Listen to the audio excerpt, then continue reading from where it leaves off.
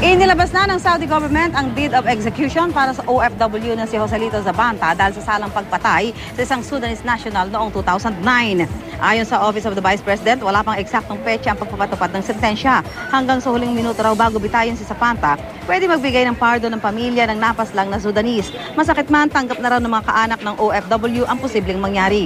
Ayon sa lolo ni Zabanta na si Genaro Manalastas, ang kanyang apo mismo ang nagsabi sa kanila na tatagan ang kanilang loob at tanggapin na ang mga pangyayari. Nakausap na rin daw ni Zabanta ang ama na nasa Saudi Arabia rin. Patuloy naman ang negosasyon ng ating Department of Foreign Affairs sa Saudi government. As long as the sentence of Qisas has not been implemented yet, we are doing everything possible to save life of Zabanta. Tanggap na rin ng tatay niya. Ang sabi ng anak niya, yung nandun, imbis tulong sa kanya, ibigay na sa lantan ng Yolanda.